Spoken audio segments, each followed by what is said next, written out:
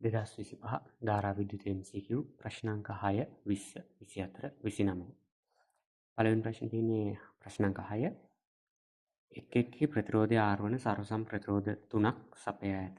ඒවායින් ලබාගත හැකි අවම සහ උපරිම සමග ප්‍රතිරෝධ පිළිවෙලින් මොනවාද? දැන් එතකොට අපි ගත්තොත් මේ විදිහට අපිට තියෙනවා කියලා කියන්නේ සමාන ප්‍රතිරෝධ. මම ඒ ප්‍රතිරෝධයකගේ R නම් මුලින්ම ශ්‍රේණිගත වහයි කරන්න. ප්‍රතිරෝධ ශ්‍රේණිගත කරාම සමග ප්‍රතිරෝධය උපරිම වෙනවා. ඒකේ තියෙන විශාලම ප්‍රතිරෝධයටත් වඩා විශාල ප්‍රතිරෝධයක් එන්නේ. එහෙනම් R ගානේ 3ක් නම් 3R වෙනවා. ඊට පස්සේ මම මේක සමාන්තරගත කරොත් ප්‍රතිරෝධ සමාන්තරගත කරාම එතන තියෙන කුඩාම ප්‍රතිරෝධයටත් වඩා කුඩා ප්‍රතිරෝධයක් තමයි සමගය වෙන්නේ. R ගානේ 3 දෙනෙක් සමාන්තරගත කරා කියන්නේ මෙතන R බෙදීම 3යි. ඒතර 3යි R උපරිමගේ අවමගේ R බෙදීම 3 එනම් පිළිතුරු අංක 5. ඊළාට 20 වෙනි ප්‍රශ්නය. 20 වෙනි ප්‍රශ්නය ගාවට ගියාම 20 වෙනි ප්‍රශ්නයේදී අපිට තාපයේ ප්‍රශ්නයක් විදියට ගිහින් තියෙන්නේ. ධාරාව පොඩ්ඩක් තියෙන්නේ. නමුත් මම මේක සාකච්ඡා කරනවා. විදුලි ජනක තාපකයකට 20යි සෙල්සියස් ජලය ඇතුළු වන අතර එමගින් ජලය සෙල්සියස් අංශක 80 දක්වා රත් කොට 0.3ක ඒකාකාර සීගතාවකින් ජලය සපයනු ලැබේ. පද්ධතියෙන් තාප හානියක් සිදු නොවන බව උපකල්පනය කරන්න ජලයේ විතාදා 4.13ක් වේ තාපකයේ ක්ෂමතාව. ඒතොර ශක්ති ප්‍රමාණය H සමානයි ms θ කාලයෙන් බෙදුවොත් දෙපැත්තම මෙන්න තියෙන ක්ෂමතාවය P සමානයි m බෙදීම t වාරයක් s θ. m බෙදීම t. ඒතොර මිනිත්තුවට කිලෝ 0.3න්නේ. මිනිත්තුවට නිසා 60න් බෙදෙනවා. s වලගේ දීලා තියෙනවා 4.13. උෂ්ණත්වය 20 නම් 80 වෙනකම් වැඩි වෙන්නේ. ඒතකොට 20 නම් 80 වෙනකම් කියන්නේ 60ක වෙනසන්නේ. 60ට 60 කැපෙනවා. මෙතන 1.2යි 10 3ක් කියලා එනවා වොට්. ඒ කියන්නේ 1200යි වොට්. පිළිතුරු අංක 2. ඊළඟට 24 වෙනි ප්‍රශ්නය. 24 වෙනි ප්‍රශ්නයේ තියෙන්නේ මෙන්න මේක. විභවමාන පරිපථයක් රූපේ වෙන්වා ඇත. විදුලිකාමුක බලය E වන කෝෂයක් සඳහා සන්තුලන දිග 120ක් වන බව සොයා ගන්නා ලදී. මෙම කෝෂය හරහා 4 ඕම් ප්‍රතිරෝධයක් සමාන්තරගතව සම්බන්ධ කළ විට සන්තුලන දිග 60ක් වේ. කෝෂයේ අභ්‍යන්තර ප්‍රතිරෝධය කොපමණද? හරි. දැන් අපි මෙහිම විභවමාන පරිපථය දීලා තියෙනවා. මෙතන තියෙන විභවමාන කම්බිය. මෙතනින් කෝෂයක් සම්බන්ධ කරලා තියෙනවා. E කියන කෝෂය. සන්තුලන අවස්ථාව ගත්තාම 120යිලු දිග. එතකොට මේක සාමාන්‍යයෙන් විභවමාන කම්බියෙන්ගෙන සන්තුලන දිග V සමානයි KL. විභවාන්තරය V සමානයි KL කියලා තමයි පෙන්වන්නේ. එතකොට අපි මේකේ බැටරිය විතරක් තියෙනවා නම් සන්තුලන අවස්ථාවේ ධාරාවක් යන්නේ නැහැ. ධාරාවක් යන්නේ නැහැ කියන්නේ E තමයි යාගේ අග්‍රතර විභවාන්තරය V සමානයි KL. එහෙනම් K නියතයක් නිසා E සමානුපාතිකයි L ට. ඒ කියන්නේ 120ට.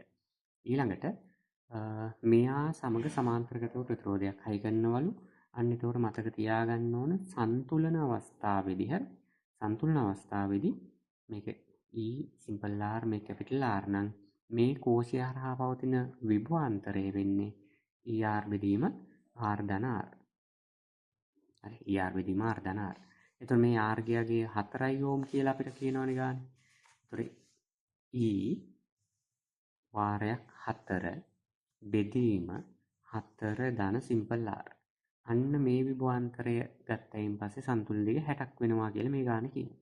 එහෙනම් මට ලියන්න පුළුවන් E වාරයක් 4 බෙදීම 4 ධන R සමානුපාතිකයි 60ට.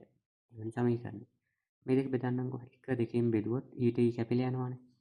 1 බෙදීම 2 ගත්තාම ඊට E කැපිලා යනවා 4 ධන R බෙදීම 4 සමානයි 120 බෙදීම 60. එතකොට මෙතන කැපුණ 2යි 4ෙන් වැඩි වුණා 8යි. මේ 4 එහා පැත්තට ගෙනිච්චාම 8 ඍණ 4 කියන්නේ 4යි.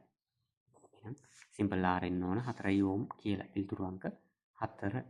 ඊළඟට අපිට තියෙනවා 29 වෙනි ප්‍රශ්නය. 29 වෙනි ප්‍රශ්නය. ඒක 2024 ප්‍රශ්නය වගේමයි. එතන තියෙනවා රූපයෙන් දැක්වෙන පරිපථ සරහන සලකා බලන්න 18 වෝල්ට් බැටරියට අභ්‍යන්තර ප්‍රතිරෝධයක් නොමැත. 6 ඕම් ප්‍රතිරෝධය හරහා විභව බැස්ම. මම මේකේ ධාරා බෙදුම් පැත්තෙන් ගන්න.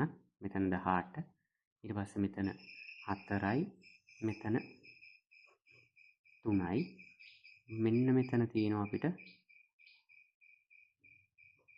3ක් 4ක් 6ක්. හරි. ඔය විදිහට. දැන් එතකොට මෙතන 6යි 3යිනේ. 6යි 3යි සමාන්තර කරනම් ඒ දෙන්න හරහා ධාරාව ප්‍රතිරෝධවල ප්‍රතිවිරුද්ධ පැත්තට ඒ කියන්නේ පරස්පරයට බෙදෙන්න ඕනේ. එතකොට 6ට 3 කියන්නේ 2ට 1. 2ට 1 නම් මේකෙන් 2යි i. හරි 2යි i. මෙතනින් i. ඒ කියන්නේ 2යි i වුණා නම් මෙහෙන් ඇවිත් තියෙන්න ඕන 3යි i එකක් නේ. මෙහෙට 2යි i ගියා මෙහෙට i ගියා. ඒ කියන්නේ 3යි i එකක් වෙනවා. ඊළඟට මෙතන පොඩ්ඩක් සමකය හිතන්නකෝ. 6යි 3යි. ඒ දෙන්න සමාන්තර කරනම් ඒ දෙකේ සමකය 2යි. 2 එතකොට මේකේ 2යි මෙතන 4යි ශ්‍රේණිගත වෙනවා 6යි. එතකොට මෙතන මුළු ප්‍රතිරෝධය 6යි මෙතන ප්‍රතිරෝධය 3යි. 6ට 3. 6ට 3 කියන්නේ 2ට 1. එහෙනම් ධාරාව 2ට 1 අනුපාතය බෙදෙන්න ඕනේ. ඒ කියන්නේ මෙතනින් එන්න ඕනේ මෙහෙට යන ධාරාවගේ දෙගුණයක්. ඒ කියන්නේ 6යි ධාරාවක්. දැන් මේ සංදයෙන් මේ පැත්තට 6යි මෙහෙට 3යි යනවා. එහෙනම් මෙහෙන් එනවා 9ක් නේ. 9ක් i කියන ධාරාවක් එන්න ඕන. 9යි i ධාරාවක් එනවා. ඒතකොට මම මේ කැලලට කර්චොෆ් නියමය දාගත්තොත් 18 සමානයි 9යි i වැඩි කිරීම 4 ධන 6යි i වැඩි කිරීම 3. හැමෝම 9න් බෙදන්න පුළුවන් නේ. 2 සමානයි මෙතන 4යි i මෙතන 2යි i. ඒතකොට 6යි i සමානයි 2 නම් i සමානයි 3න් 1යිනේ. හරි i වලගේ 3න් 1යි. අපෙන් අහලා තියෙන්නේ 6යි ඕම් ප්‍රතිරෝධය මෙන්න මෙයා හරහා විභවය. ඒකට v සමානයි ir දැම්මොත් i කියන්නේ 3න් 1යි r කියන්නේ 6යි. කියන්නේ 2යි වෝල්ට් වෙනවා 29ට. පළවෙනි උත්තරය. හැමෝටම ජය වේවා.